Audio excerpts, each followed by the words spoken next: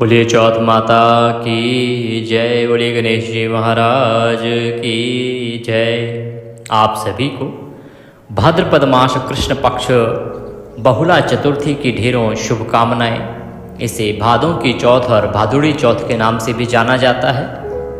आज हम सुनेंगे भादुड़ी चौथ, भादों की चौथ, बहुला चौथ की व्रत कथा।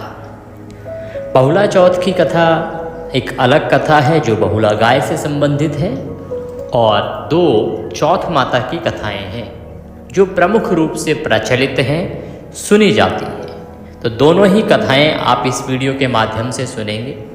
आज 12 अगस्त को आप चतुर्थी का व्रत कर रहे हैं। सूर्योदय के बाद आप पूजन कर सकते हैं, कल्याणकारी समय है।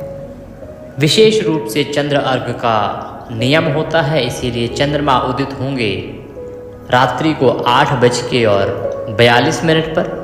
भिन्न भिन्न प्रांतों में चंद्र उदय का समय अलग अलग होता है। ये मैं दिल्ली के अनुसार बता रहा हूँ। अगर आप अपने शहर का जानना चाहते हैं तो कमेंट बॉक्स में लिख के पूछ लीजिएगा। हम आपको अवश्य आपके शहर का चंद्रोदय समय अवगत कराएंगे, बताएंगे।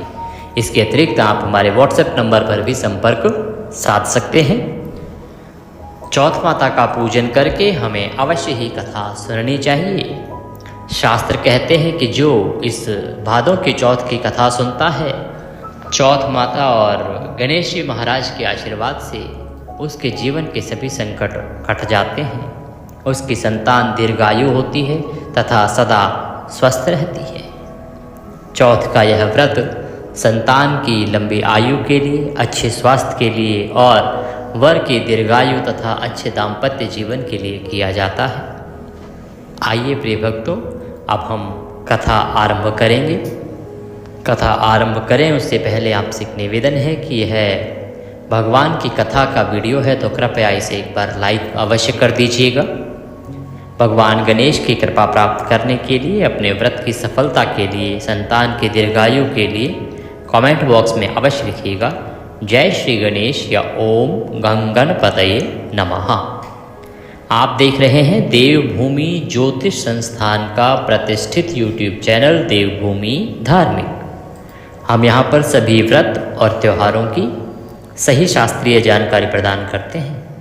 ज्योतिष शास्त्र और पंचांग के आधार पर आपको बताते हैं कौन सी तिथि कब है, व्रत आदि कब करना है, क्या विधि है, क्या नियम है। यदि आप सभी व्रत और त्योहारों की सही शास्त्रीय जानकारी पाते रहना चाहते हैं, सही कथाएं सुनते रहना चाहते हैं, तो चैनल को अभी सब्सक्राइब कीजिए और बेल आइकन को प्रेस कीजिए। जब आप सब्सक्राइब का बटन दबाएंगे तो वहाँ एक घंटी का निशान दिखाई देगा, उस घंटी को अवश्य दबाइएगा, बेल को अवश्य दबाइएगा, तभी आपको हमारे सारे वीडियो प्राप्त होंगे, अन्यथा आपसे जानकारी छूट जाएगी। आइए प्रिय भक्तों, कथा आरंभ करते हैं। बोलिए गणेश जी महाराज की जय। एक गांव में एक माँ और बेटे रहते थे। बेटा गाय चराकर अपना जीवन यापन करता था। उसकी माँ चतुर्थी का व्रत किया करती थी, चौथ का व्रत किया करती थी। भाद्रपद चतुर्थी का दिन आया। वह 5 चूर में लड्डू के बनाकर एक लड्डू चौथ माता को, एक गणेश जी को और एक लड्डू ब्राह्मण को दे देती। एक बेटे को खिलाती और एक स्वयं ग्रहण करती। एक दिन पड़ोसन ने बुढ़िया के बेटे को सिखा दिया कि तू इतनी मेहनत करता है, इतनी दूर जाके इतनी कड़ी दोपहरी में गाय चराता है, और तेरी माँ यहाँ चूरमा बनाकर बांटती है, खुद खाती है, और तुझे तो केवल एक लड्डू और ठंडी रोटी खिलाती है। जब तू यहाँ ना रहेगा, कहीं परदेश चला जाएगा, तब उसको पता चलेगा। अब लड़का पड़ोसन की बातों में आ गया।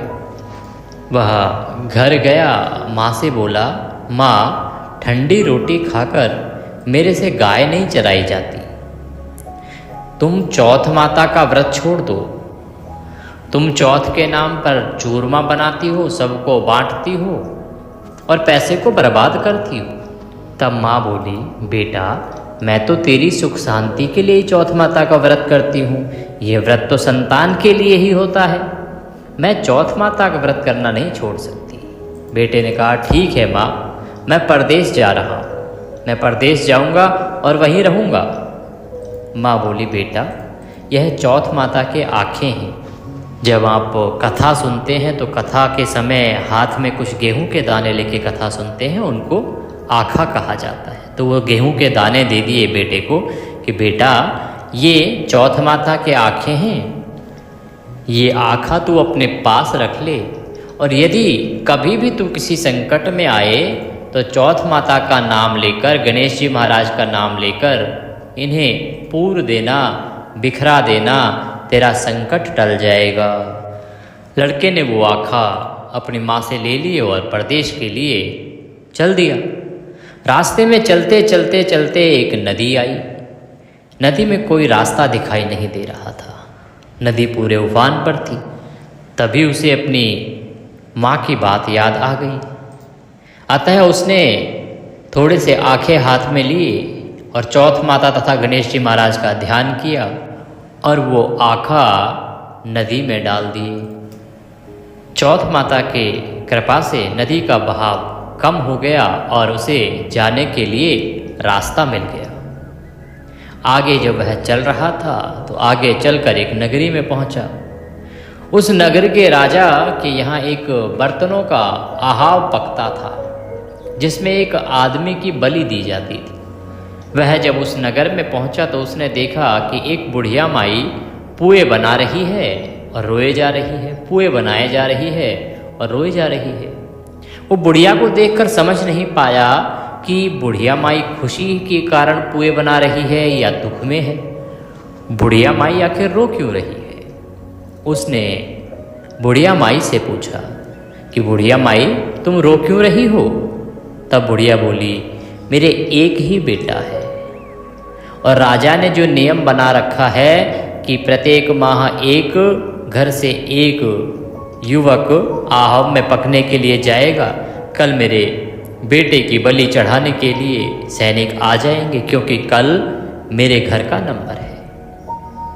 उस लड़के ने कहा, बुढ़िया माई तू घबरा मत, कल तू अपने बेटे की जगह मुझे भेज देना, बस तू ये पूरे पकवान जो बना रही है मुझे भरपेट भोजन करा देना। इस प्रकार कहने पर बुढ़िया माई ने उससे भोजन करवा दिया और उस लड़के को अपने बेटे के स्थान पर सुला दिया। राजा के सैनिक आए और उस लड़के को आहाव में चुनने के लिए ले गए। जब वो वहाँ पहुँचा, उसे आहाव के अंदर बैठा दिया गया तो वह चौथ माता के आंखें पूर कर जल का कलश भरकर चौथ माता का और गणेश जी महाराज का ध्यान करने लगा। हे चौथ माता, हे गणेश जी महाराज, मेरा संकट टालना। और इस प्रकार से वह वहाँ बैठ गया। इसके बाद सैनिकों ने आहाव को चिन दिया और उसमें आग लगा दी गई, जिससे कि शीघ्र ही बर्तन जो हैं वो पक जाएं। भगवान के चमत्कार से जो आहाव 1 महीने में पकता था, वह आहाव अब 1 ही दिन में पक गया। जैसे ही सैनिकों को पता लगा कि आहाव पक गया है, उन्होंने राजा को जाके सूचना दी।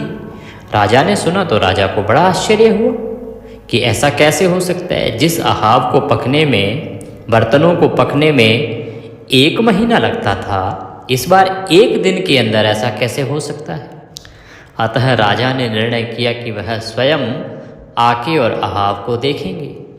राजा ने जाके और सैनिकों को कलश उतारने के लिए कहा। सैनिक धीरे धीरे आहाव को उतारने लगे तो अंदर से आवाज़ आई, बर्तन धीरे धीरे उतारना, इकलौती का पूत हूँ, अर्थात अकेला बालक। यह आवाज़ को सुनकर सभी लोग डर गए। सबको लगा ना जाने कौन भूत है, इतने सारे लोगों को जिंदा इसमें अभी तक चुना गया है, पता नहीं किसकी आत्मा है जो ये बोल रही है, क्योंकि इतनी आग के अंदर कोई जीवित बचेगा ये तो संभव नहीं। अतः सैनिक सारे वहाँ से डर के नीचे उतर आए। तब राजा ने निर्णय लिया कि वो स्वयं जाके ऊपर बात करेंगे। राजा ऊपर चढ़े, उसने बोला कि तुम कौन हो? तब वह लड़का बोला कि मैं वही हूँ जिसको अहाव में आपने चुना था। मैं गणेश जी महाराज और चौथ माता के आशीर्वाद से बच गया हूँ।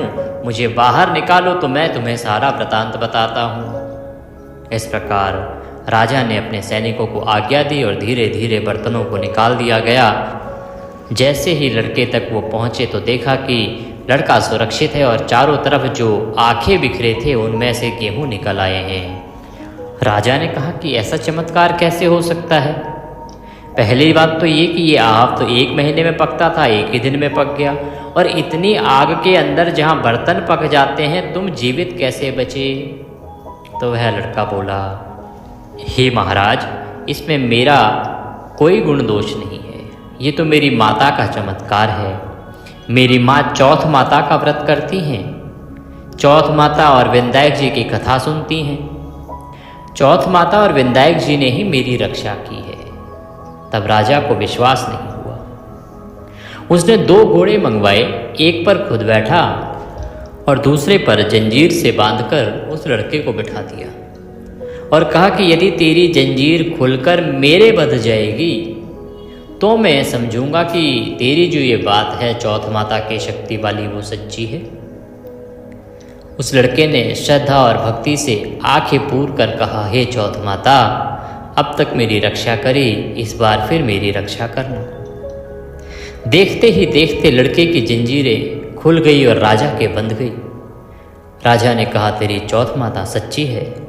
राजा ने अपनी कन्या का विवाह उस लड़के से कर दिया और बहुत सारा धन संपत्ति देकर उसको विदा किया। जब लड़का गांव के पास पहुंचा तो गांव के लोगों ने कहा कि माई तेरा बेटा आया, माई तेरा बेटा आया, बहू आई।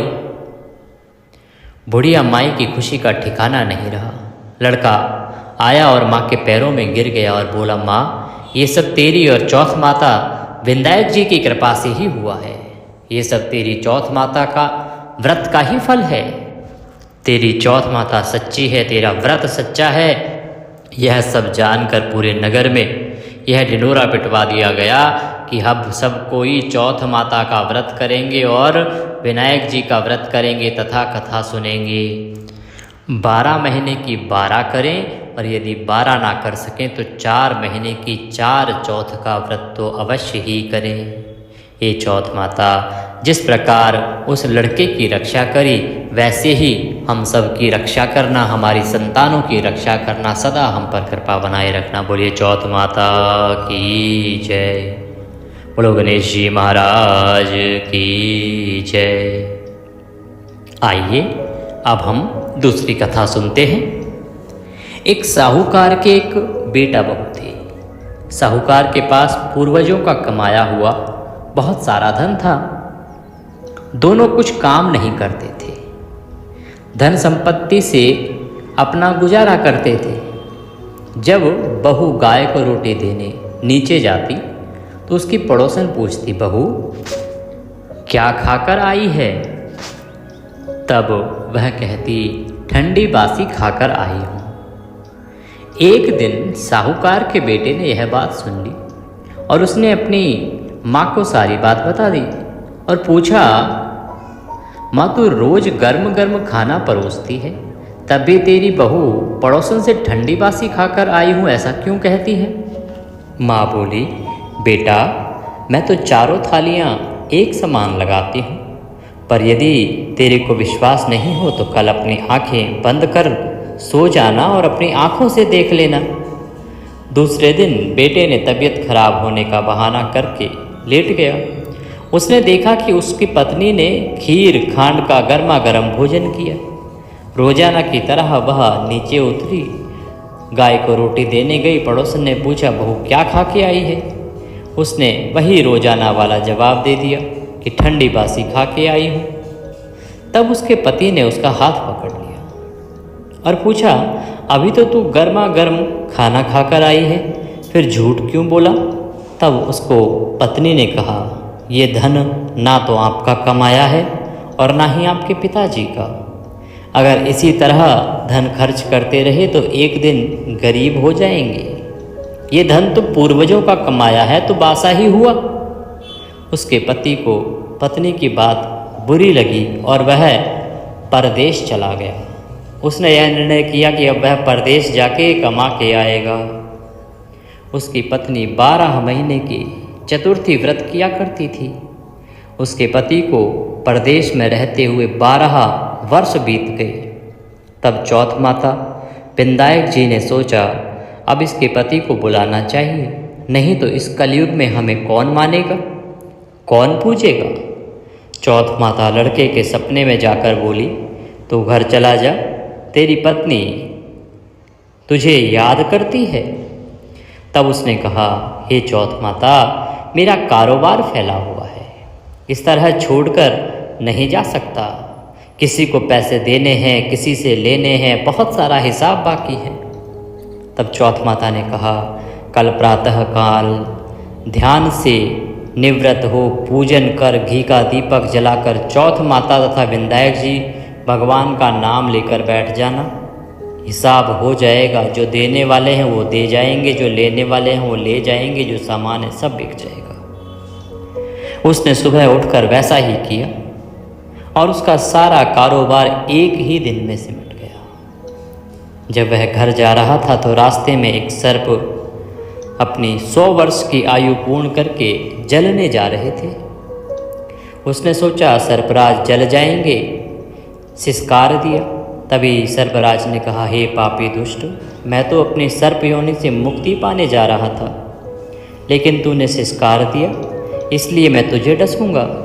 तब वह लड़का बोला, हे सर्पराज, तुम मुझे अवश्य डस लेना, बस मैं एक बार मेरी माँ एवं पत्नी से मिलना चाहता हूँ। आप कल रात मुझे आके डस लेना। जब पति घर आया तो बहुत उदास था। माँ और पत्नी से मिला और अपने कमरे में जाकर सो गया। उसकी पत्नी बहुत चतुर थी।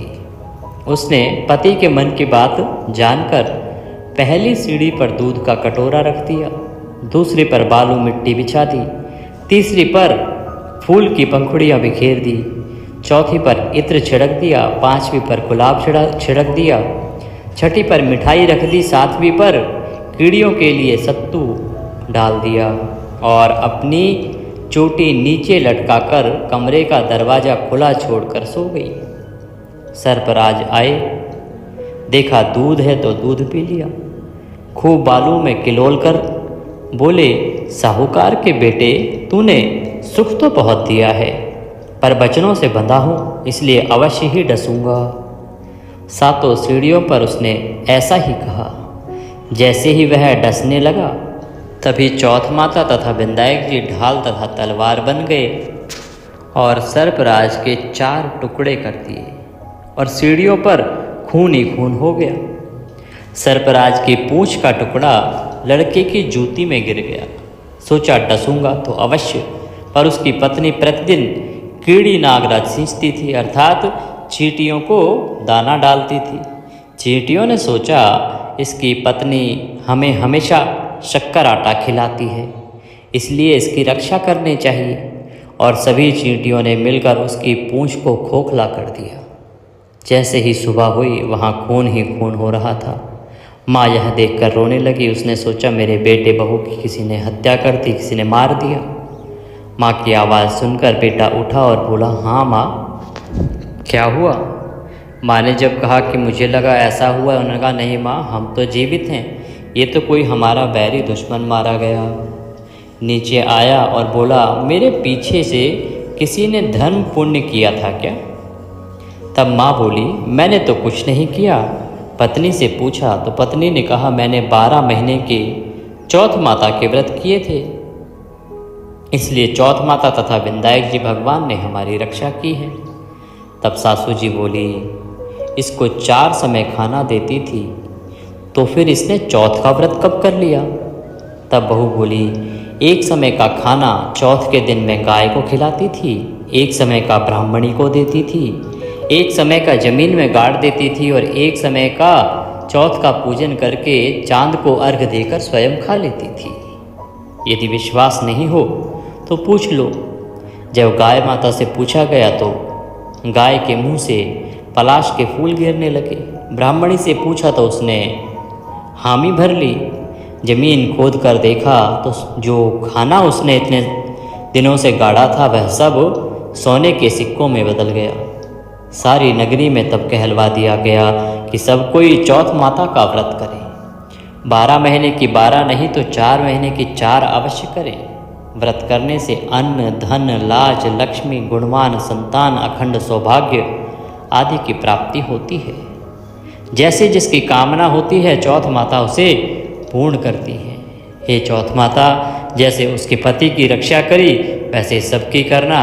कहने वाले, सुनने वाले, हुंकारा भरने वाले सबकी लाज रखना। बोलिए चौथ माता की जय। बोलिए विंदायक जी महाराज की जय। इसी के साथ यह भादुड़ी चौथ, भदवा चौथ की कथा यहाँ पूर्ण होती है। बहुला गाय की जो कथा है वो हमने अलग से आपके लिए अपलोड की है, उसको भी अवश्य ही सुन लीजिएगा। कथा सुनने के बाद आपको आरती करनी चाहिए और चौथ माता को, गणेश जी महाराज को भोग लगाना चाहिए और सायंकाल को चंद्रमा को अर्घ देकर अपने व्रत को पूर्ण करना चाहिए। कुछ गेहूं के या चावल के दाने हाथ में लेके जो आपने कथा सुनी है उनमें से कुछ दाने अगर आप सुबह कथा सुन रहे हैं तो जो जल का लोटा है सामने आप रखते हैं उसमें डाल के और वह जल सूर्य देव को दे दीजिएगा और सायंकाल को पुनः जब आप कथा सुनेंगे तो वह जल चंद्रदेव को दे दीजिएगा। ये जो बचे हुए आँखें हैं इनको आप चंद्रमा को अर्घ देते समय प्रयोग कर सकते हैं, अन्यथा अपनी तिजोरी में और अपने स्थान पर भी इनको रख सकते हैं। ये बड़े ही शक्तिशाली माने गए हैं। आपके लिए विशेष सूचना ये है कि ये जो चतुर्थी है केवल बहुला चौथ नहीं है, ये मंगलवार को पड़ रही है। इसीलिए इस चतुर्थी का महत्व बहुत अधिक है। जब मंगलवार को भाद्रपद चतुर्थी पड़ती है तो एक विशेष योग बनता है जिसके कारण इसे अंगार की चतुर्थी कहा जाता है। अंगारक जो चतुर्थी है वो अभीष्ट फल देने वाली है, अर्थात इस दिन जो भी कर्म आप करेंगे ना उससे जो पुण्य प्राप्त होगा वह अखंड हो जाएगा, वह कभी समाप्त ही नहीं होगा। अक्षय पुण्य की प्राप्ति होगी। आज आप जो भी कर्म करेंगे तो जितना हो सके दान दीजिए, जितना हो सके भगवान का पाठ कीजिए, स्तोत्र सुनिए, विष्णु सहस्त्र नाम अपलोड किया है उसका श्रवण कीजिए, गीता का 7वां अध्याय अपलोड किया है उसका श्रवण कीजिए। जितने पूजा पाठ आज करेंगे, जितना पुण्य कमाएंगे वह अक्षय हो जाएगा, तो इसका अवश्य ही लाभ लीजिए। यदि दक्षिणा आदि कुछ भेजना चाहते हैं तो आपके स्क्रीन पर नंबर आ रहा है, उस पर दक्षिणा आदि हमें भेज सकते हैं। भगवान सब पर कृपा करें। हरे कृष्ण।